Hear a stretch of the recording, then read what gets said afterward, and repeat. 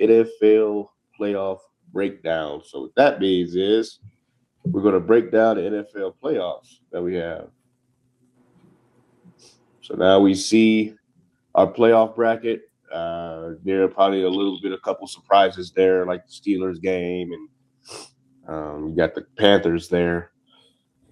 Who would have thought we would see those two, especially the Panthers this season, from where they were last year or where they were previously post Tom Brady, but now they seem like to be back in the forefront of being one of the best teams in football within a few years.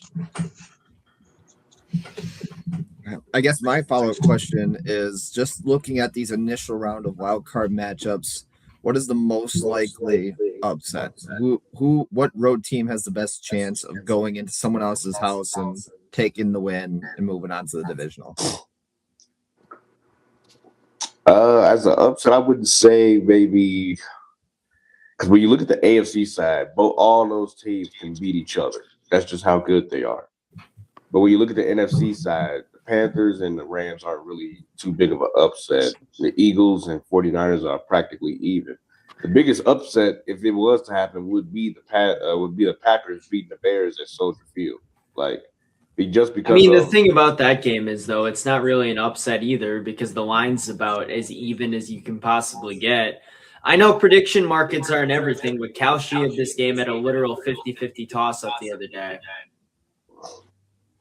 Yeah, I would say the biggest upset would probably have because of just how evenly matched those other teams are and how the Packers are injured and how the Bears are supposed to be the best offense or top third offense in football. That's what I've seen. It's just a matter of, like, can it happen, right? Or they're without Micah Parsons now. Jordan Love coming off a concussion protocol and hasn't played in 2 weeks.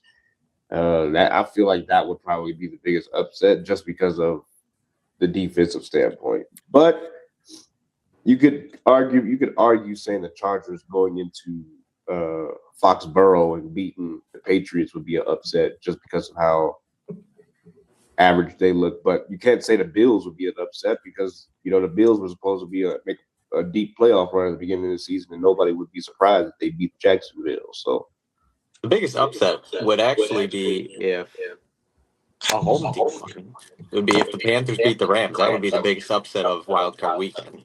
Like, true. Nobody's giving Carolina any shot, myself included. It's a great story to have that team here, especially after all they've gone through. But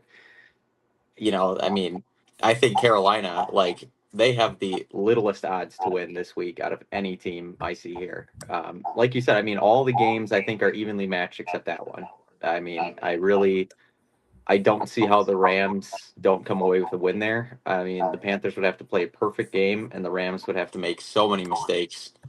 I don't think it's possible for them to win. I really don't. Yeah, it's tough, because I think Carolina is, well, like you said, they need pretty much everything to go right, and they've had a couple of those games this year. Green Bay was incredibly inefficient against them. The first time they played the Rams, Bryce Young balled out. The Rams made a ton of mistakes in that game, which is what helped them get the win. I think there's a couple games here where I see a clear favorite. Not necessarily that it's impossible to pull an upset, but I think Pittsburgh's got a bit of an uphill battle against Houston, even with DK Metcalf coming back. That defense is just something else. And Pittsburgh's defense has kind of been inconsistent this year. It's a little bit leaky. I think New England definitely has an upper hand against the Chargers. That offensive line for Justin Herbert's just not good. Just straight up not good. There's nothing there. And then obviously the Rams, Panthers. But I think Jags, Bills, Eagles, Niners, and Packers, Bears are all complete toss-ups and can go in any direction. Yeah, I'm trying to look at everything here, and I'm trying to figure out who we learn the most about with a win. And I really can't pick any one person out, because, Texans, you can label it's the defensive thing, and especially if they can take down Rodgers in the playoffs, that's going to be a big for them. If you look at, I was trying to think about how the Jaguars could maybe prove something here. They've obviously been on a great run to finish this season, but I mean, Buffalo definitely has a chance to go into their place and take them down. You can literally look around any one of those games, but I mean, obviously, given where we all are sitting right now, the biggest ones for us is going to be Chicago and Green Bay. And it's been, I can for one say it's been absolute chaos in Green Bay, just looking through all the scenarios, a lot of people have concerns. A lot of people are optimistic. It's very much within the fan base. There's a lot going on. And I mean, it's not like either side is super duper healthy. They're getting healthier. I mean, obviously the Bears are going to get Rome Odunze. They're going to get Kyler Gordon back, but Packers are looking like they might get Zach Tom back, and that might be huge for them, given what their offensive line situation has Jordan been. Love back. Yeah, Jordan Love obviously is a huge Josh addition Jacobs back as is well. going to be probably the healthiest he's been in a while as well, which I mean, that's big in the run game.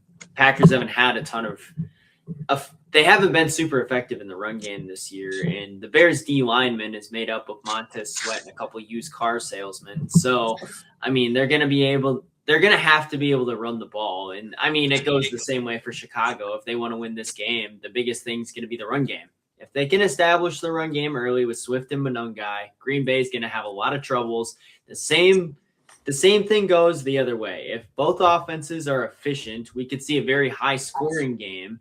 Obviously, Chicago, I think, has the upper hand a bit in the fourth quarter just because Caleb Williams, for as much as I dislike him just because he's a Bear, he's incredibly clutch. Ben Johnson really turns it up to 11 in the fourth, and that's why they've been able to win so many close games. They've been able to control that fourth quarter. Speaking of Packers-Bears, saw Jalen wearing his Bears hat, so I think it's only fitting. If we were Gotta the Packers represent. here too, Gotta have a little balance, right? gotta rep it out. No Look- need to wear Broncos apparel.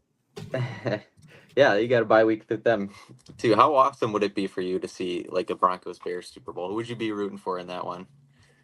Because I've already seen the Broncos win a Super Bowl already, I would root for the Bears. Mm-hmm.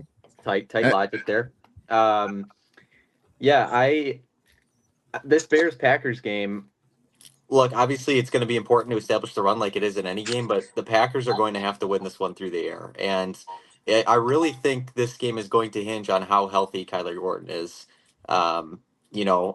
If he does play, how effective is he going to be? Those groin injuries, they linger. They're not fun. I just think that Green Bay is going to need to play the way they've been playing all year, and that is win through the air. I mean, like Chris said, they haven't been effective on the ground, and they have rarely established a rushing attack in many games I've seen this year. So, I mean, it's all going to hinge on who's healthier, I think. The Bears defense, if they are, if they get Kyler Gordon back and if they're somewhat healthy, I think they're going to take this one because, I don't know, Green Bay's defense is hard to trust right now. They are really hard to trust. I mean, but you could say the same thing about Chicago. There's a clear weakness in that secondary, and it's speed. And the Packers have multiple guys. I mean, Matthew Golden didn't do a ton this year, but he runs a 4.29. Christian Watson runs a 4.3. Jane Reed's got burners.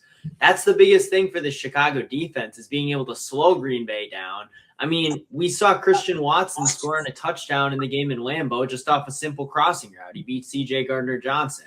Now, C.J. Gardner-Johnson's probably going to be out for this game, but the principle's still there. Jalen Johnson did not have a good game last week. Kyler Gordon, like you said, is really going to be an X factor for this Chicago team because they don't have a pass rush. Neither of these teams really have that good of a pass rush, and ever since Michael went down, it's going to come down to the secondary, and Chicago's just not fast back there. That's their problem. They don't have speed.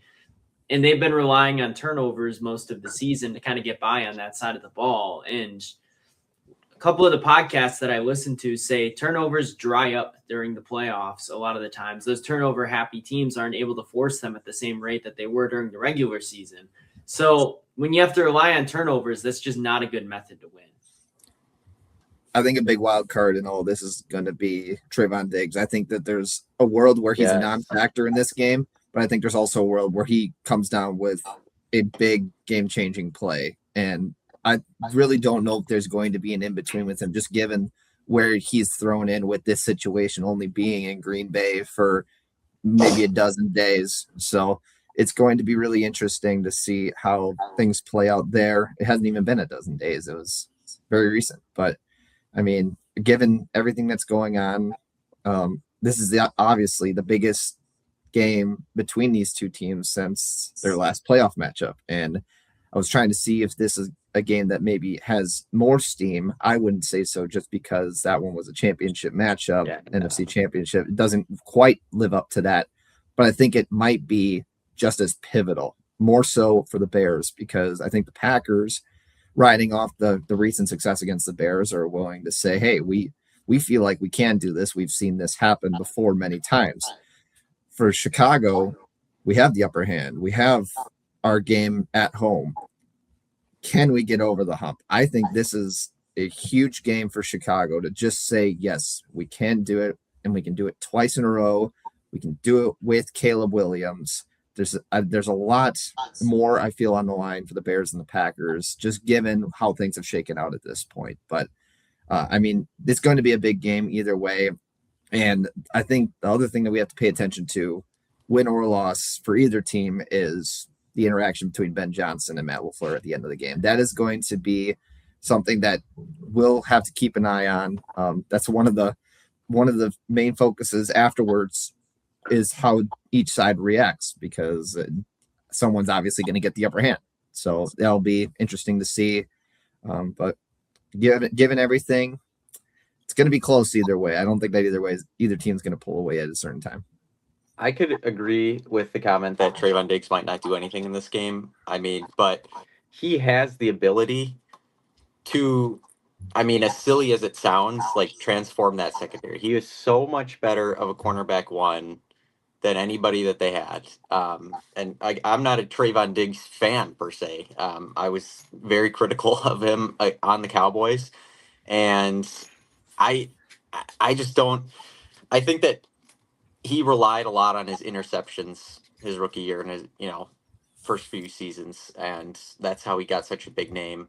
I think he's an average cornerback, but I mean, the Packers, they had nobody. Their secondary is not good, and when you don't got a pass rush that can get to the quarterback, their secondary really got exposed. And so, I mean, you have to be able to hold on to your guy for 6 to 7 seconds. Right, exactly. And I mean, I know Rome Odunze's probably going to play, but I mean, the Bears, you got DJ Moore. Is Luther Burden healthy? He's back, isn't he? He played last week. Yeah, he'll be fine. So, I mean, they got some decent options, but, that is going to be the biggest thing, is if Trayvon Diggs is going to be a game changer. If he's gotten, obviously, accustomed enough, I know he just signed with Green Bay. That's why I agree that he might not be a factor in this game. But, I mean, man, that was just such a good signing. It's something that Green Bay needed desperately. They needed a good cornerback one. For any sort of chance of a deep playoff run, and they got him. It's still going to come down to Rashawn Gary. I mean, not being a ghost out there, and the Packers. I think some semblance. I think this might be a bit of a hot take, but Colin Oliver and Baron Sorrell should start splitting those snaps along with Kingsley and Igbare, because if Gary's going to be out there just taking up space, I understand you're paying him $24 million a year. Like, I get that. That's just he's not running on half of the plays. It pisses me off. Yeah, but they're gonna play him specifically for fine. They're gonna play him for that reason, and I get it. Yeah, but I don't care how much you're paying someone. You make your money in games like this. They're going to put out the best players. I mean, I hope that's the case, because I think both of those young guys showed some potential last weekend in the useless game against the Vikings. But I mean, like, just get Gary off the field. I'm sick of watching him. I've been sick of watching him. Like, if he gives up on one play, I might just throw a temper tantrum on Saturday. Gives up all the time. It's so one annoying. more quick thing on Trayvon Diggs. Must I remind both Bears and Packers fans that Trayvon Diggs was operating in a defense run by Matt Eberflus. And we all know how that has worked out in recent memory. So it's just a different game plan. He was taken away from his man-to-man scenarios. So I think that given everything, they're probably bringing him in to just say, hey, go one-on-one with the best wide receiver on the other team. And that's something. I mean, I know it was the Vikings. I know it was the Vikings last week, but I mean, he didn't play half bad in that game. Like, obviously, he's new to the scheme. It was the last game of the season. Like, who really gives a crap? But I mean, there were some positives you could take away from that game. He wasn't targeted that often. He played decent enough in coverage. He had a good PFF grade. I mean, like, it's possible that he actually not transforms this defense, but improves it marginally for a playoff run. I can't even say that I'm confident in picking either team in this one, to be quite honest with you. I think it's that close. But you got it. I know. Yeah, I know. In the end, one side's going to come out on top. Gun to your head. Who are you picking? Yeah, so let's go with those. Let's see who we. Let's get our picks here. I gotta pick Packers, right? I would be wrong of me not to. I got them. It'll be close game, something along the lines of 24-21, probably with a possible field goal to end it or a field goal to get ahead, and then maybe quick late stop, which obviously easier said than done, as we saw in the last game. So I think that the Packers executed very well for 118 of the 120 regulation minutes that they've played the Bears in. So I think that as long as they stick on that 118 side of things, I think that this could be something that they could walk out of Soldier Field with a win with. I mean, you could make an argument that the Packers could have run away with both of those games. They missed opportunities. And the first one, obviously, I think Chicago almost played better in that game that they lost than when they won, because the Bears really only played well in that game for the last 5 minutes of regulation and then overtime. So they didn't really and they got some help. Great of a performance. Now, like you said, Drew, I think this game is going to come down to the wire. I don't think there's any doubt about that. Both of the first two games this year did. I'm gonna disagree with you, though. I think Chicago finds a way to get it done. I think it's going to be a 27-24. Chicago, the thing that worries me the most is Caleb's probably going to get the ball back, because he's gotten the ball at the end of those games almost every time. The Bears defense leaks a score. Caleb gets the ball back, and I don't think I trust this Packers defense to get a last-minute stop against this offense, who's been able to come up with the clutch score time and time again this season. Can we get a triple doink to finish it off, just to put a bow on it? I mean, it would be nice, but Chris is optimistic as usual. My heart is with Green Bay, and I absolutely believe that they have a chance to win.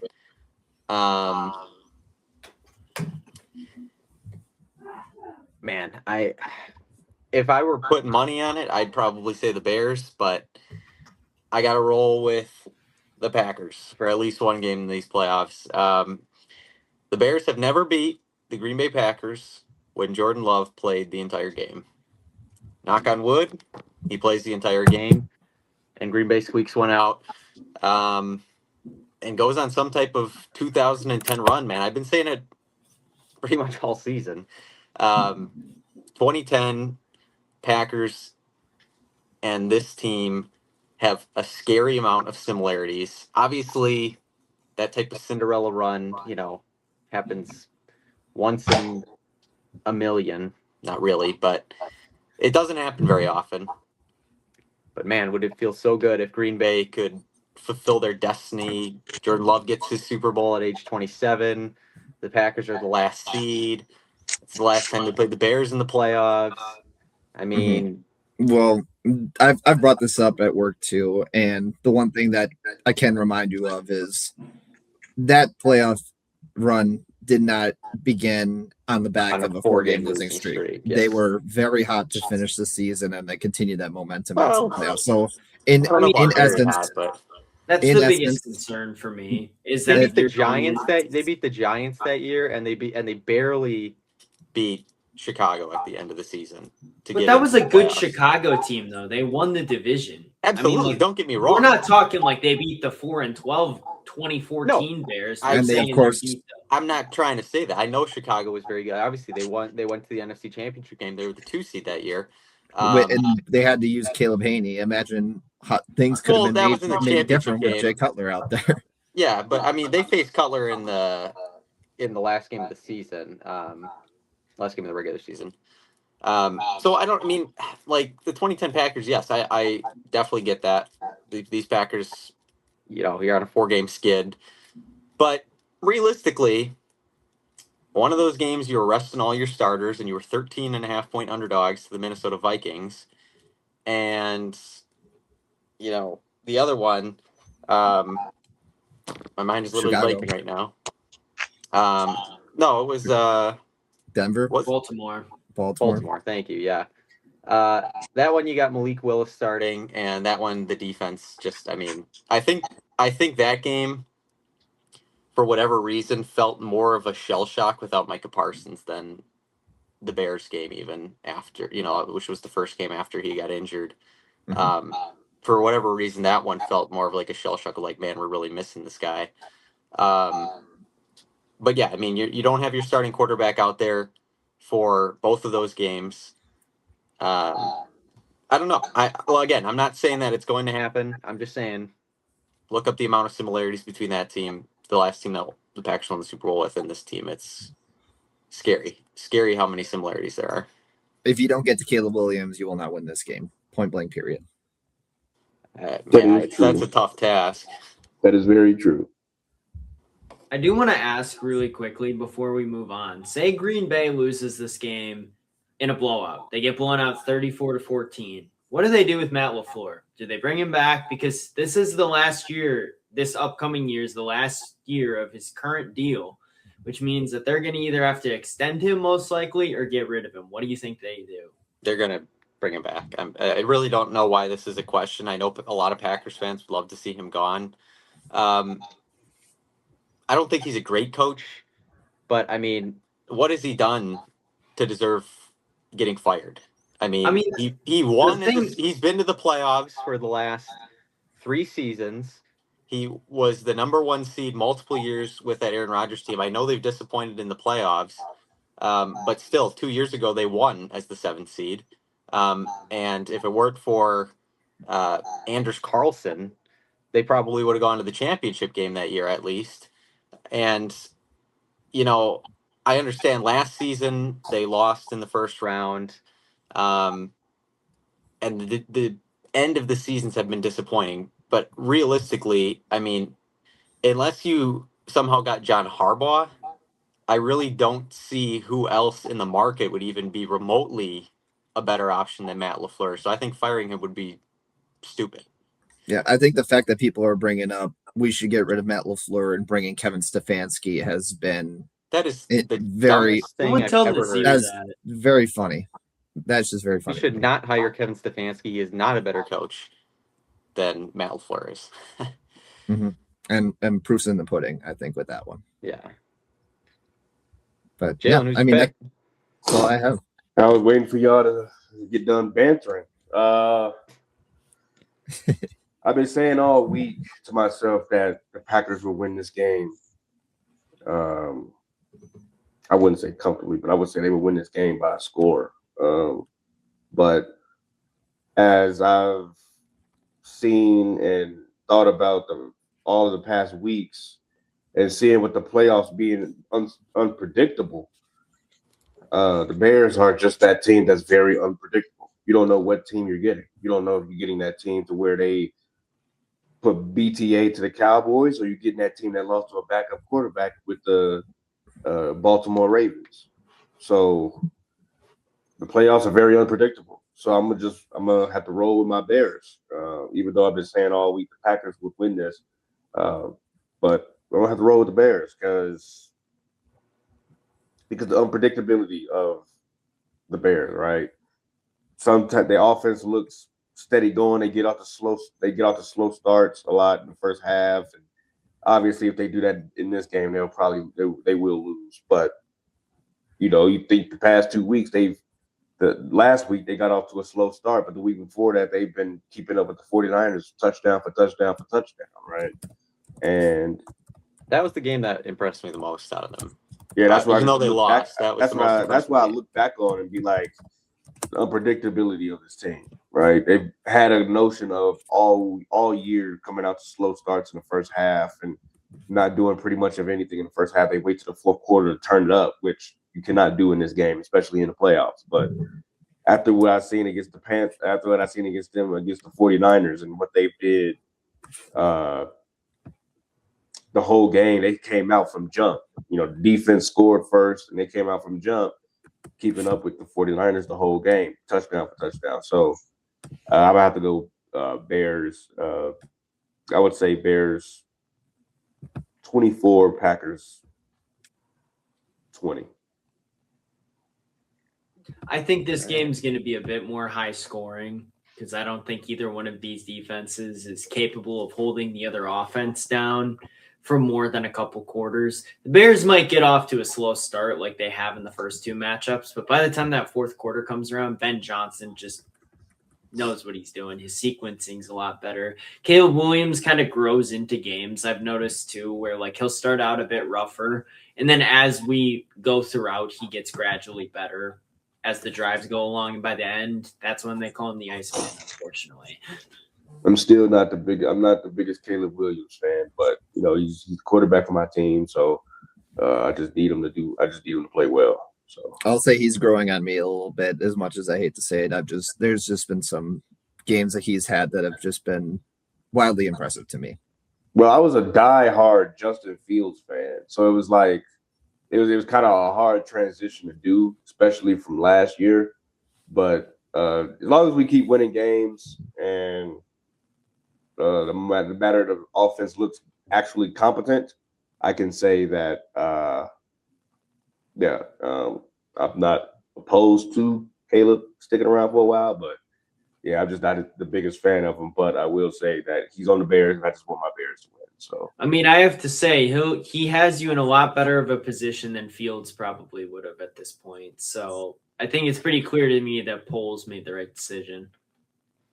He's mobile, at least. I mean, he's a hard dude to sack. I'll to each his own. I mean, because we never really seen Fields with a healthy offensive line, right? We never seen Fields with a competent offensive line and a competent play scheme. So to each his own. But and then he went to where you see how he looked with the Steelers. He wasn't terrible, but you see how he looked with the Jets, and they don't have a competent offense apparently. So as we've seen this season, so he's in bad situation after bad situation. So sucks for him, and wish the best for him, but I can't really say that, they wouldn't have done better with Fields at the helm either, because when he came out of college, he was a passer. So, but Caleb, you make those off the balance throws, and the bad thing that's really messing with him the most is that he likes to throw off the run, even when he doesn't have to, and he throws freaking fireballs when the guy is like 4 yards, 5 yards in front of him. That's his problem. So, and that's ultimately, I think, why we lost against the Lions. He freaking fireballed the ball to, I think Burden on that third down, and they had to punt, right? So I'm like, stop throwing fireballs when they're like 2 feet in front of you. Like, that's the problem, I think. But yeah, he has the ability to win games, but he certainly has the ability to lose games as well. That's for sure.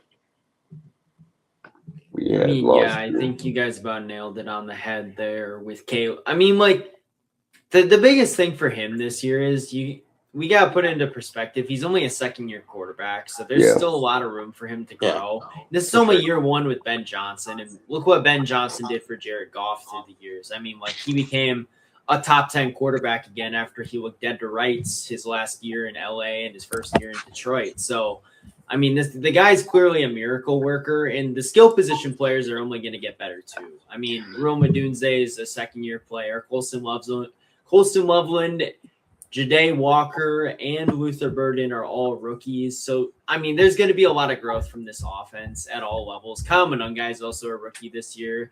Offensive line, Ozzie Trapilos look good for them. I mean, them and 2018 too, Matthew Golden, All right.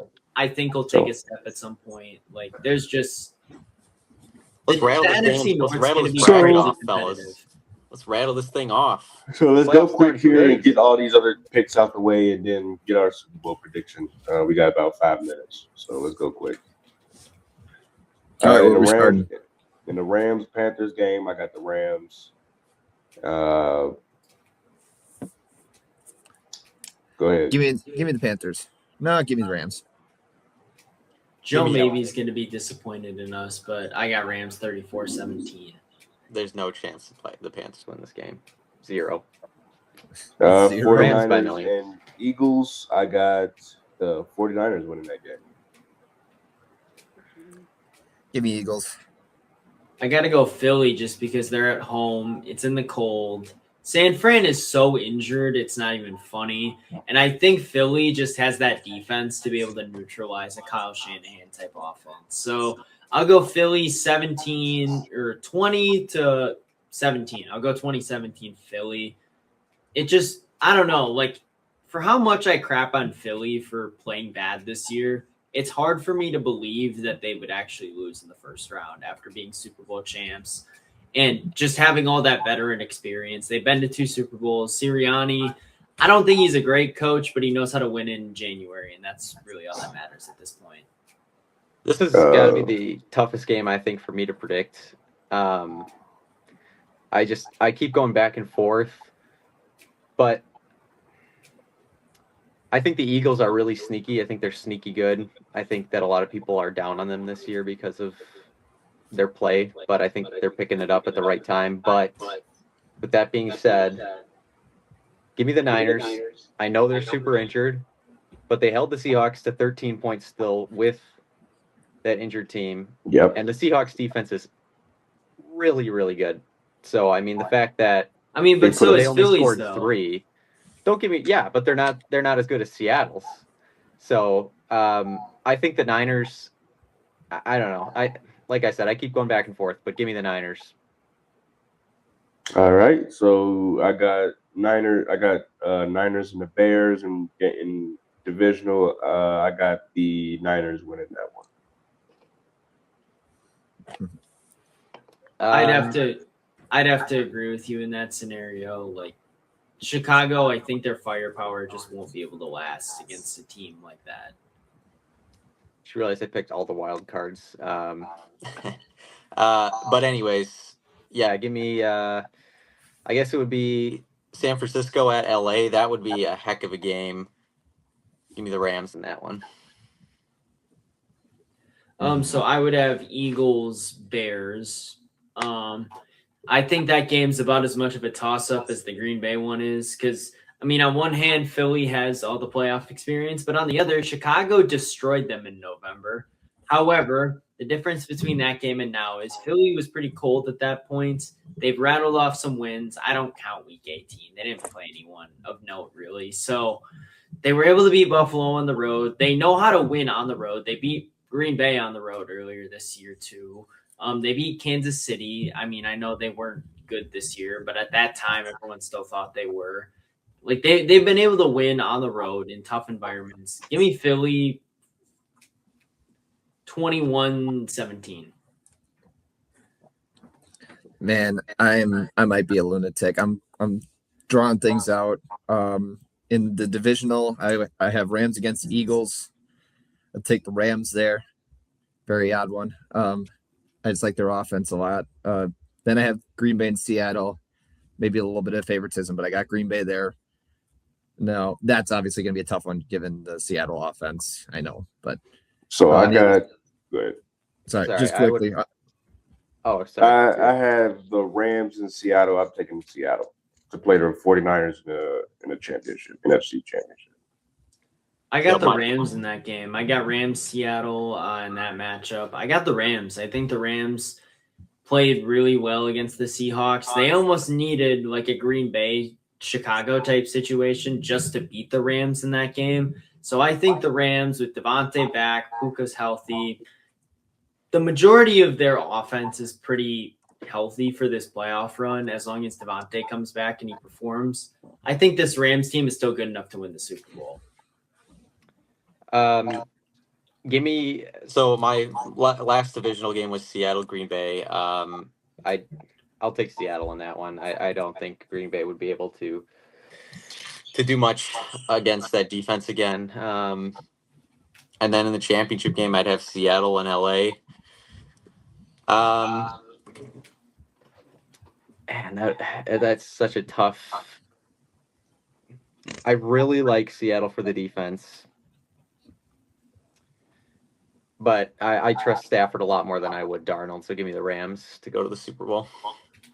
I got the Niners and Seahawks playing each other in the championship. I'm taking the Niners to go back to the Super Bowl. Get back. I got Rams, Philly.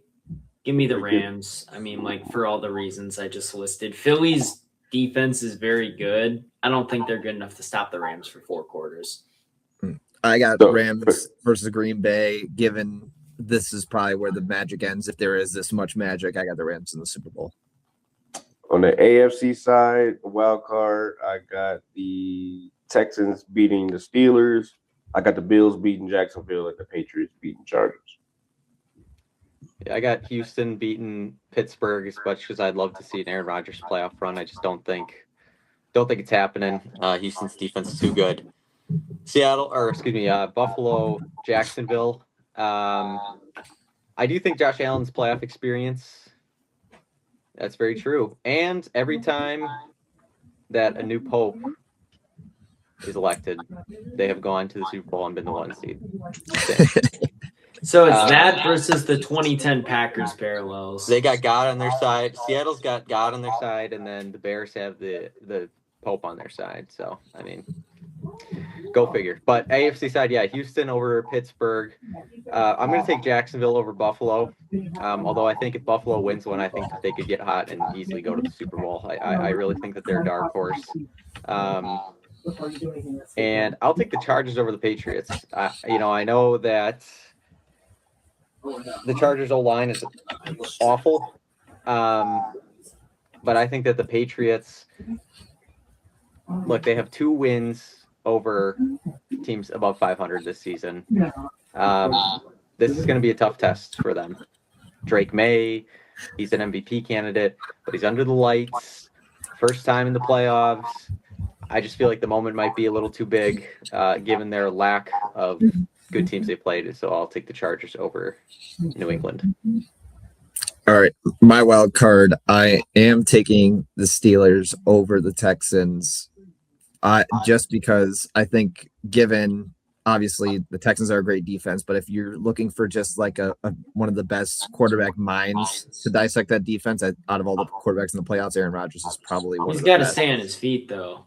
He does have to stay on his feet. I understand that, but I think that they have enough weapons that they can pull different people in different directions. So I think that Steelers win that one. Give me the Jaguars beating the Bills. I think if it wasn't Buffalo, I think the Bills would win that one. I think it's a different atmosphere. I think that this is the best Jags team that we've seen since their run. What was it, 2017 that they had? Blake Bortles. Yeah, and Trevor Lawrence is a better quarterback than Blake Bortles. Hot take. But on the other hand, I would think that's a hot take. The other hand, then I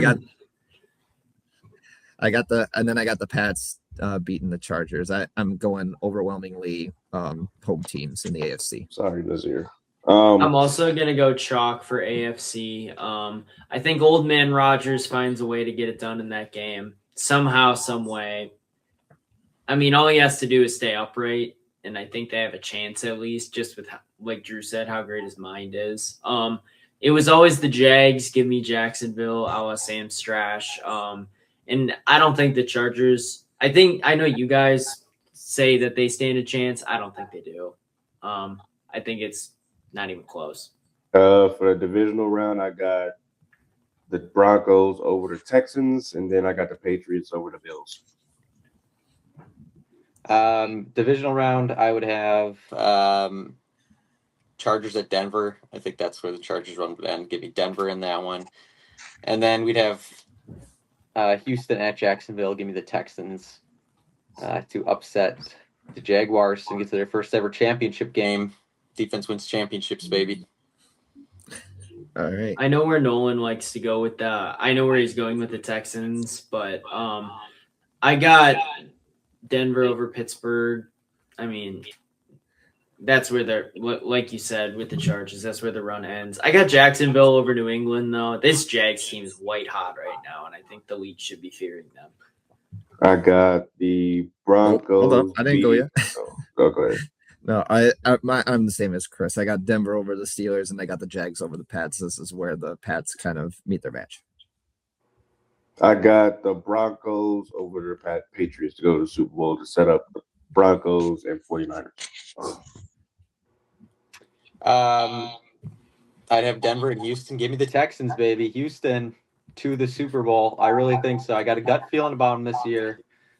I think that this defense, I think that this is going to be a la 2015 Broncos-esque team where their offensive play just good enough. They're going to really rely on that defense to get them all the way. I think that it would be a boring game for, if you're not in defense for a Houston Broncos game, but I think the Houston Texans just have just a slight edge defensively over Denver. So give me Houston, LA Super Bowl.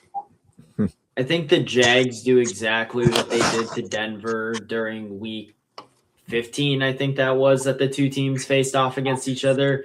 Give me Jacksonville Rams in the Super Bowl. And then I got the Rams in the Super Bowl to win it all. I think Chris is looking at my paper. I got the Jags beating Denver. It was always the Jags. And then I'll let you guys go Super Bowl first, just to keep the order. I got the Broncos winning the Super Bowl. Me coming on here to talk crap to Nazir. Give me the Rams.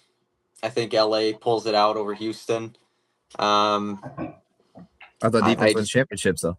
Yeah, I know. But you like the Rams have a good defense, though. I'd love to see it. Believe me. But yeah, I think that the Rams. I don't know. I think that Stafford is going to go on another playoff run. He's got another ring in him before he calls it a career. I just think that this LA team, was so hot, and then now they're kind of cold. I think they're going to pick it back up, and their momentum will carry them through. I like their offense more than I would like a Bo Nix-led Broncos team to upset the Texans. I think that Stafford and them could do just enough. I think it would be a close game. I think it would be a great Super Bowl. But give me LA. Chris already did his. Yeah, but does anyone know if Eric Weddle is available?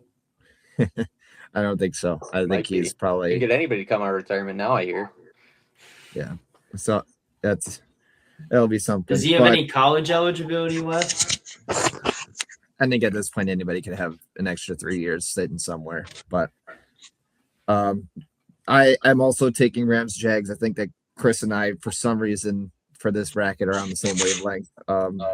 I in a Super Bowl matchup between these two teams, I think that the Rams would win. So I guess the Rams are my Super Bowl champions. Oh, that was a very long topic that we had. Sorry about that, everyone. We had to talk about Bears, Packers, and then we got playoff breakdown just because of where we are. Big story of the week, baby. Big story of the week.